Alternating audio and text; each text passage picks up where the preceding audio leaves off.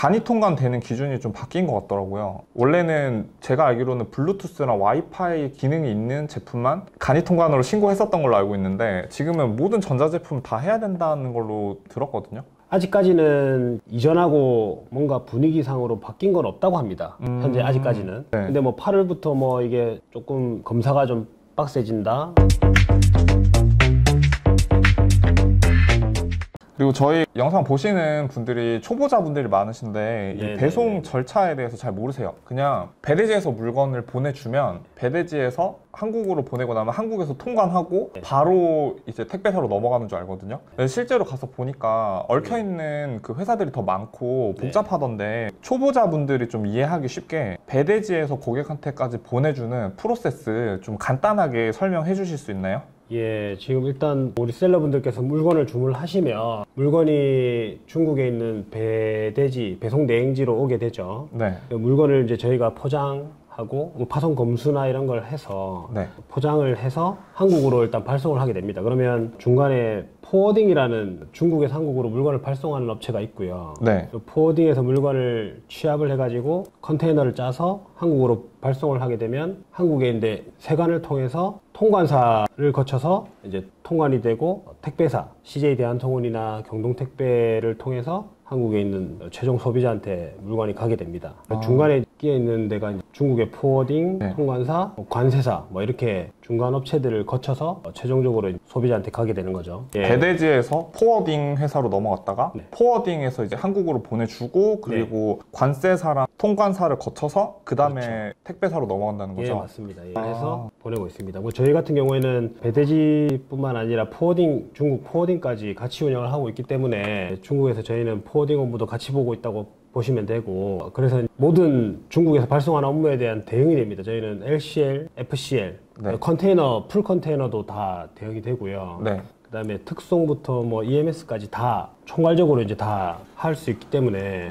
그렇게 보시면 됩니다. 포워딩을 저희가 하고 있고 통관사하고 관세사를 통해서 이제 한국으로 최종적으로 소비자한테 발송을 하고 있습니다. 그러면 통관사랑 관세사 하는 일이 다른 건가요? 그렇죠. 통관사는 어쨌든 이제 장치장 내에서 물건이 들어온 거에 대해서 통관 업무를 주로 하는 거고, 관세사는 하는 일이 이제 장치장에서 이제 상주를 하거나 하진 않고 사무실에서 서류 업무를 주로 합니다. 그래서 한 건당 이제 관세사는 어떻게 통관이 진행되는지 서류 작업을 주로 한다면, 통관사는 실제로 이제 가서 물건에 대해서 이 물건이 어떻게 컨베이어 벨트를 타고 엑스레이를 타고 이제 지금 통관이 되는지 요 업무 자체를 합니다. 그러니까 업무 자체가 다릅니다. 관세사하고는. 장치장이랑 통관사라는 말이 비슷한 말인 건가요, 그러면? 장치장은 인천 세관에서 운영하는 이제 장치장, 물건이 오는 장소를 뜻하는 거고, 그 안에서 통관 업무를 진행을 하는 게 이제 통관사입니다. 장치장은 이제 그냥 그 한 장소를 의미하고, 통관을 담당하고 있는 큰 장소를 의미하고, 거기 안에 들어가 있는 회사가 통관사다. 맞습니다. 이 말이죠. 이해됐습니다. 그러면은 배대지들이 제가 보니까 저희가 지금 사용하고 있는 에이셉에 있는 웨이하이 말고도 막 광저우에도 있고 뭐 청도에도 있고 하던데, 이 중국에서 위치하고 있는 배대지들 지역이 혹시 어떻게 되나요? 배대지들 주로 제가 봤을 때 한 80~90% 이상은 산동성 웨이하이라는 지역에 몰려 있고요. 나머지 이제 배대지들이 이우나 광저우 이런 쪽에 좀 많이 몰려 있는데, 각 배대지들이 하는 역할이 다 다릅니다. 예를 들면 이제 광저우에 있는 배대지들은 주로 취급하는 물건들이 보면 광저우 의류 시장, 의류 도매 시장에 있는 물건들을 주로 이제 취급을 해서 항공 특송으로 보내는 역할을 하고요. 이유는 아시다시피 이유에 있는 도매 시장이 큰 게 있지 않습니까? 이유 도매 시장에서 물건이 나오면 그 물건들을 소싱을 해가지고 물건을 보내는데, 이유는 항공하고 해운이 다 대응이 됩니다.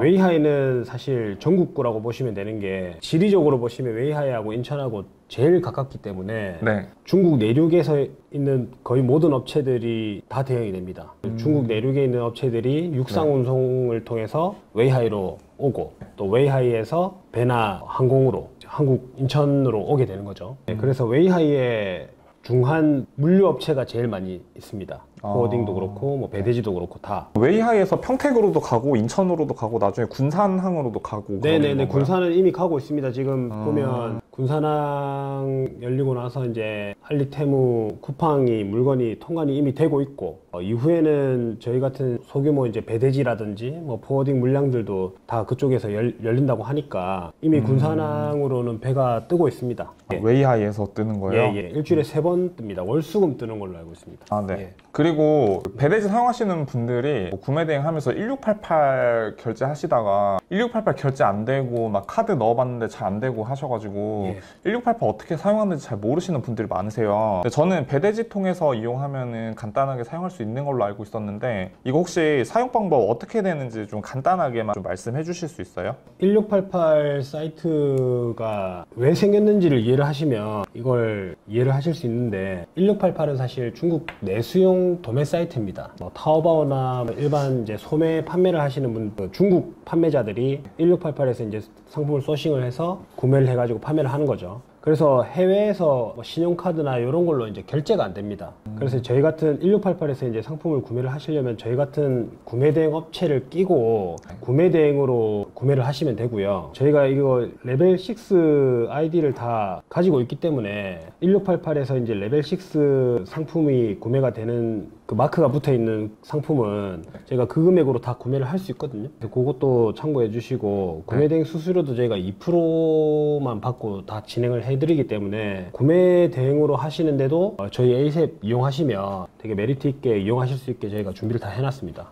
VVIP 등급에서만. VVIP 등급에서 레벨 6 아이디로 1688 구매할 수 있고, 예. 2% 수수료 적용되고, 웬만한 데보다는 비쌀 수는 없겠네요. 그렇게 쓰면은. 뭐 업계 평균이 거의 수수료가 한 5%에서 뭐 많이 받으면 7% 정도 이렇게 받고 있으니까, 네. 네, 저희가 2% 해드리면은 사실 경쟁력이 좀 많이 생기죠. 생기시겠죠. 하나 또 관련돼서 질문이 많이 들어오는 것 중에 1688로 구매를 하면 카드 내역이 없기 때문에 지출 증빙이 안 되는 거 아니냐 뭐 이렇게 물어보시는 분들이 많으세요. 근데 저는 이거를 지출 증빙 자료를 굳이 만들 필요 없이 부가세 자료를 만들 때 그냥 지출을 했다고 적으면 된다 이렇게 말씀드렸고, 그렇게 해도 크게 그 세무적으로 문제가 됐었던 적은 없다. 뭐 세무조사를 받기 전까지는 그런 경우는 그 문제가 되는 경우는 없다 이렇게 말씀드려도 불안해 하시는 분들도 또 계시거든요. 근데 또 이 지출 증빙을 하는 방법이 따로 있나요? 저희 쪽에서 구매를 하시면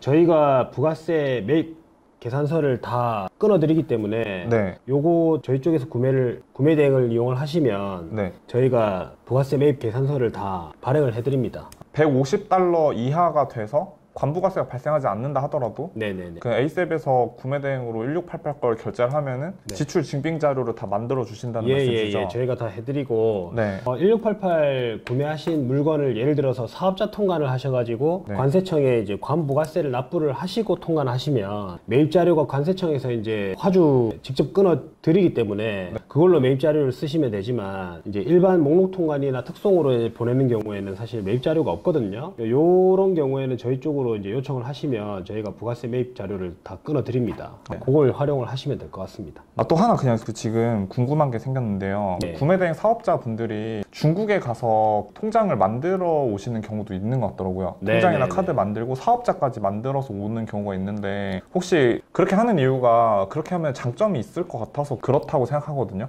혹시 그 중국에다 사업자를 만들어서 하는 게 구매대행 사업자들이 가져갈 수 있는 장점이 뭐가 있나요, 혹시? 일단 중국에 사업자가 있으면 1688 소싱이 용이해지겠죠. 아까 말씀드렸듯이 1688은 중국 내수용 사이트이기 때문에 해외에서 구매가 안 된다는 단점이 있었는데, 중국에서 사업자도 만들고 또 통장도 만들고 뭐 알리페이 이런 걸 다 만들어서 이제 한국으로 오시면 그렇게는 되시는데, 대신 중국에서도 세무 처리가 다 돼야 되는 부분이기 때문에 이런 부분을 좀 유념하셔가지고 진행을 하셔야 됩니다. 어쨌든 이제 한국에서 중국으로 돈을 보낼 때 뭐 TT 송금이라고 하는 이제 해외 송금을 하시게 될 건데, 중국에서 돈을 받으면 이제 그거에 대한 또 증빙이 있어야 되고, 또 그 돈을 사용하면은 또 사용하는 금액에 대한 또 증빙이 있어야 돼서 그런 세무 처리 부분을 잘 생각을 하셔서 진행을 하셔야지, 이거 아무 생각 없이 한국에서 중국으로 달러로 보내가지고 중국에서 구매만 계속 하시면 사실 나중에 세무적으로 조금 곤란한 상황이 생길 수가 있습니다. 그래서 그런 부분을 좀 조심하셔야 됩니다.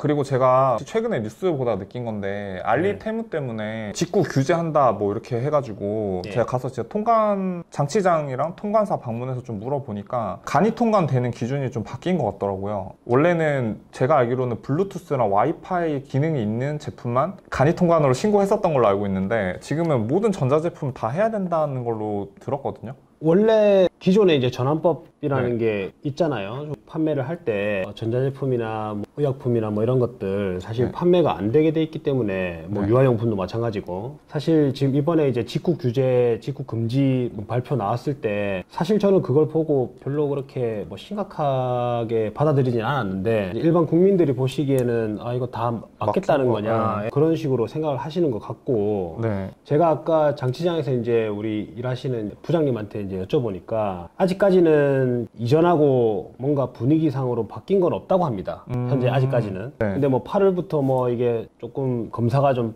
빡세진다, 규제가 생긴다, 뭐 이런 소문이 돌고 있는 건 사실인데 아직까지는, 지금 현재까지는 뭔가 변화된 상황은 아직 없고요. 그리고 사실 상황이 조금 변한다고 하더라도 우리 셀러분들한테는 크게 영향이 없는 게, 지금 직구 금지 당시에 나왔던 그 품목들이 어차피 원래 판매가 안 되는 품목들이기 때문에 전환법상으로 크게 문제가 될 것 같지는 않습니다. 그리고 제가 초기에 말씀드렸듯이 우리가 이제 알리테무 대응해가지고 가야 되는 길은 저는 개인적으로 흐무비나 뭐 이형 상품, 뭐 특수 상품이라고 생각하기 때문에 셀러분들께서 느끼시는 뭔가 불편함, 그런 부분에 있어서는 크게 와닿진 않을 거라고 저는 생각합니다. 그러면은 모든 전자제품을 굳이 간이 통관으로 신고할 필요는 없는 거죠, 지금 아직까지는 그런 것 같은데, 배터리 제품이나 뭐 이런 것만 지금 하면 되는 것 같거든요. 제가 봤을 때. 근데 이제 뭐 이후에 이제 상황이 어떻게 바뀔지는 모르겠는데, 이거는 바뀌는 이게 상황이 현장에 제가 체크를 해서 때마다 저희 에이셉 사이트에 공지를 올리든지 아니면은 뭐 전체 카톡을 좀 드리든지 이렇게 공지를 드리도록 하겠습니다. 이게 원래 하던 대로 아직까지는 그냥 판매를 하시면 됩니다. 아까 그래서 제가 그 뉴스 좀 보니까 관부가세 낮출 수도 있다. 뭐 150불 초과할 때부터 관부가세가 나오는 거를 좀 낮춰가지고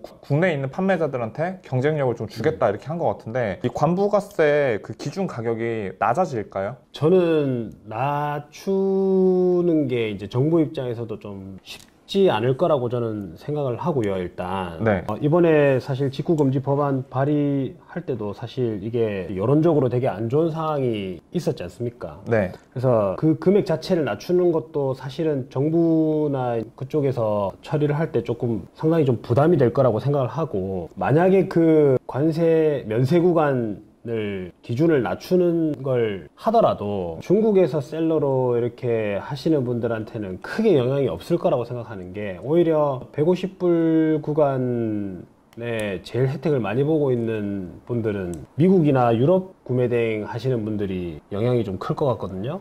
그쪽이 아무래도 이제 150불 이상 되는 물건들이 많이 통관이 되다 보니까, 중국 물건 중에서는 사실 제가 물건을 보내보면 150불 이상 되는 물건이 그렇게까지 많지는 않습니다. 그래서 아예 영향이 없다고는 말씀 못 드리겠지만, 만약에 그 구간이 낮춰진다고 하더라도 지금 해외 유럽이나 미국 직구를 셀러로 하시는 분들이 더 영향이 크지 않을까, 뭐 그렇게 생각합니다. 그러면은 그 관부가세가 사람들이 많이 헷갈려하는 부분이, 해외에서 구매한 구매 원가로 기준으로 신고를 해야 되는지 아니면 한국에서 판매하는 가격을 기준으로 신고해야 되는지 사람들이 잘 모르고, 막 인터넷에도 정보가 정확한 게 잘 없거든요. 이게 혹시 어떻게 하는 게 맞는 건가요? 원칙적으로는 사실 판매 금액 기준으로 하시는 게 맞습니다. 지금 구매하시는 화주가 얼마에 구매했냐를 기준으로 따지는 거거든요. 근데 대부분 이제 셀러분들께서 금액을 적으실 때 보통 보면 이제 구매 금액 기준으로 적으시더라고요. 판매 금액 기준으로 적게 되면 사실 이제 150불 이상이 넘어가는 경우가 많이 걸리는 경우가 많이 있기 때문에 그래서 구매 금액 기준으로 적는데, 사실은 제가 그걸 하나하나 다 확인을 해서 이제 보내드릴 수가 없고, 또 우리 인천세관에서도 통관을 할 때 이게 판매 금액이 얼마냐, 구매 금액이 얼마냐를 하나하나 다 따질 수가 없기 때문에, 아직까지 제가 요 업을 하면서 뭔가 그 금액 때문에 문제가 됐던 적은 없거든요, 아직까지. 요것도 지금 셀러 분들께서 조금 융통성 있게 잘 보시고 하시면 좋을 것 같습니다. 원칙적으로는 판매 금액 기준으로 하시는 게 맞긴 합니다. 원칙적으로는 판매 금액으로 하는데 네. 뭐 알아서 하시면 된다 이 네, 말이죠. 구매 금액 기준으로 네. 적어도 이때까지 뭐 제가 문제가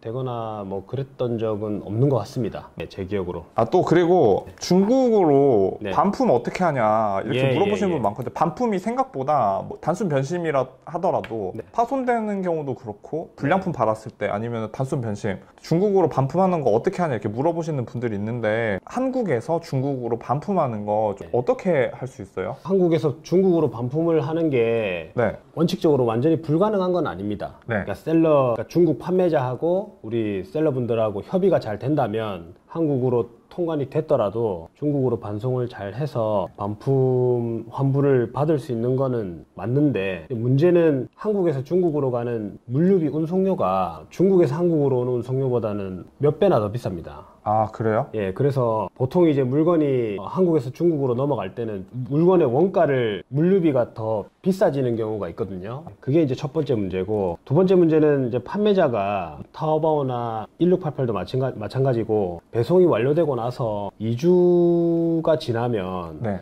정산이 타오바오 안에서 완료가 돼버리기 때문에 타오바오의 어떤 수수료라든지 이런 걸 제외하고 이미 입금이 완료가 되는 상황이 벌어집니다. 그래서 이 판매자도 돈이 이미 다 들어왔기 때문에 수수료를 제외한 금액이 이미 다 들어온 상황에서 물건이 그 뒤에 이제 자기한테 반품이 도착하게 되면 그 물건에 대해서 이제 환불을 어떻게 해줘야 될지 이런 문제가 있을 수 있고요. 네. 그리고 이미 정산이 끝났기 때문에 판매자들이 물건을 받더라도 환불을 안 해주고 잠수를 타는 경우도 생기고요. 그래서 네. 사실은 제가 추천을 드리는 거는 좀 전에 말씀드렸듯이 저희가 준비해 놓은 이 보험을, 네. 구매대행 보험을 이용을 하셔가지고 네. 거기서 이제 보상을 받으시거나 네. 아니면 판매자하고 적당히 잘 얘기를 하셔서 재구매를 할 때 할인을 받는다든지 아니면 일부 금액이라도 좀 환불을 바로 받을 수 있게 물건을 안 보내더라도 뭐 그런 식으로 좀 협의를 하시는 걸 저는 추천을 드립니다. 그리고 처음에 이제 판매를 하실 때 하자나 반품에 대한 네. 요 로스율을 판매 금액에 조금 녹여가지고 판매 금액을 책정을 하시는 게 좋을 것 같습니다. 아예 중국 구매대행 사업을 하시면서 아예 하자 없고 나는 100% 좋은 물건 또 완전한 물건을 팔겠다는 거는 사실 좀 욕심이 아닌가 저는 개인적으로 그렇게 생각하거든요. 아, 네네. 네네네. 또 한 가지 아까 전에 듣다가 좀 궁금한 점이 생겼는데 예. 중국 판매자가 중국 사업자를 가지고 예. 한국에서 구매 대행으로 팔고 계시는 분들 좀 계시거든요. 근데 제가 알기로 법적으로 원래 팔면 안 되는 제품인데 뭐 예를 들어서 의료기기인데 우리는 절대 팔 수 없는데 중국 회사라서 그런지 팔고 있는 것처럼 보이더라고요. 그러면은 중국 회사를 가지고 있으면 중국 사업자를 가지고 있으면 국내 법에 안 걸리고 그렇게 판매할 수 있는 거예요?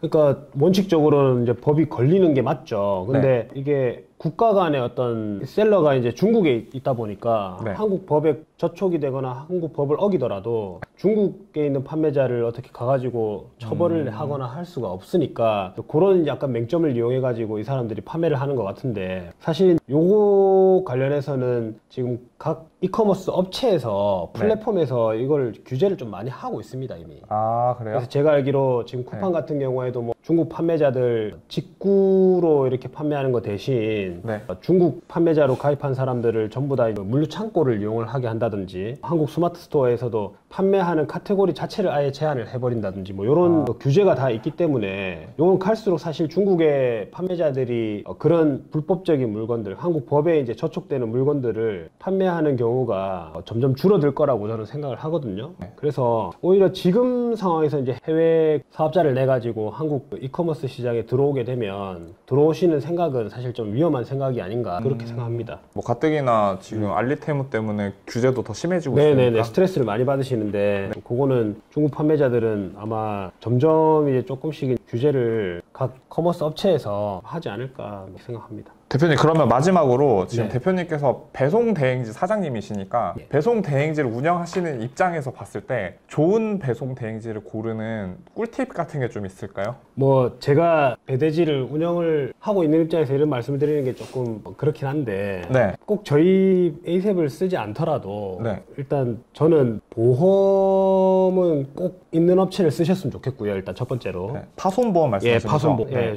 구매대행 파손보험이 있는 업체를 꼭 쓰셔야 그 물품이 파손이 되거나 분실이 되거나 하자가 생겼을 때 보장을 받을 수 있다. 네. 그리고 뭐 저희 에이셉 같은 경우에는 그거 보험은 구매금액 기준으로 100만 원까지 보장이 다 되고 네. 또 두 번째로는 이제 알림톡 기능이 있거든요. 수취인 알림톡 기능이 있습니다. 그래서 내 물건이 어디쯤 와 있고 어떻게 지금 되고 있는지를 현 상황을 다 수취인한테 알림톡으로 전달할 수 있는 그런 기능이 있기 때문에 네. 우리 셀러분들께서 이것도 이제 CS적으로 조금 많이 편하다, 네. 좋다 하시는 부분이고요. 네. 그다음에 뭐 저희 항공요금 같은 경우에도 조금 뭐 많이 저렴하게 좀 받고 있으니까 항공요금도 조금 챙겨보시고 네. 왜냐하면 해운으로 갈 수 있는 것들은 해운으로 이제 다 보내야 되겠지만 해운이 통관이 많이 밀릴 때는 항공으로 보낼 수 있는 것도 항공으로 보내야 되거든요. 네. 그래서 항공요금도 한번 챙겨보시고 또 CS도 중요한 부분인데 네. 저희 A7은 CS를 이원화를 시켜놔서 출고 후에는 한국에 있는 직원들한테 이제 문의를 해가지고 한국에서 이제 CS를 받으면 되고 출고 전에는 이제 중국에 이제 다이렉트로 연락을 할 수 있기 때문에 전화도 한국, 중국 다 따로 돼 있고요. 네. 카카오톡도 이제 한국, 중국 다 따로 돼 있기 때문에 네. 직원들도 충분히 많이 뽑아놨고 네. 그런 부분 잘 챙겨보시고 하시면 될 것 같습니다. 얘기하다 보니까 에이셉 또 홍보가 보험이 예. 잘 되어 있는지, 예, 또 알림톡도 잘 갖춰져 네, 있는지, 네, 네. 항공 요금도 저렴한지 좀 잘 알아보고, 예, CS도 예, 예. 이원화가 되어 있는 게 실에 대응하는 면에서 괜찮으니까 그렇죠, 그렇죠. 이렇게 되어 있는데 좀 잘 찾아보라는 네, 말씀이시죠? 네, 네. 아, 네. 우리 셀러의 정성님 네. 또 추천인 적으시고 가입하시는 분들은 특별히 VVIP로 바로 또 등급도 조정을 해드리니까 그런 부분도 좀 잘 챙겨보시고 결정을 하시면 좋을 것 같습니다. 아, 네, 감사합니다. 예. 네, 여기까지 되게 긴 시간 동안 인터뷰 해주셨는데 네. 일단 되게 궁금한 것들도 많이 해소가 되고 예. 또 배대지를 운영하고 계신 사장님만이 아시는 내용들이 있어서 되게 예. 꿀팁도 많이 얻어가는 것 같아요. 아이고 감사합니다. 아, 네, 네. 출연해주셔서 너무 감사드리고 예. 네, 다음번에도 한번 또 나와주시겠어요? 저희가 아, 부르면? 예. 네, 다음에 감사합니다. 언제든지. 다음에는 예. 예, 더 다른 질문으로 네, 구독자분들이 네, 네. 궁금해 하시는 거, 네. 저희 수강생분들이나 셀러분들이 궁금해 하시는 거 가지고 또 네. 예, 좀 파악하기 어려운 거, 배대지 사장님만이 알 수 있는 것도 한번 여쭤보도록 할게요. 네네네. 감사합니다. 네. 아, 지금까지 시청해주셔서 감사드리고 다음번에는 더 유익한 영상으로 찾아뵙도록 하겠습니다. 네, 지금까지 시청해주신 분들 구독과 좋아요 버튼 한번 꼭 눌러주시고 다음 시간에 또 찾아뵙도록 하겠습니다. 네, 시청해주셔서 감사합니다. 네.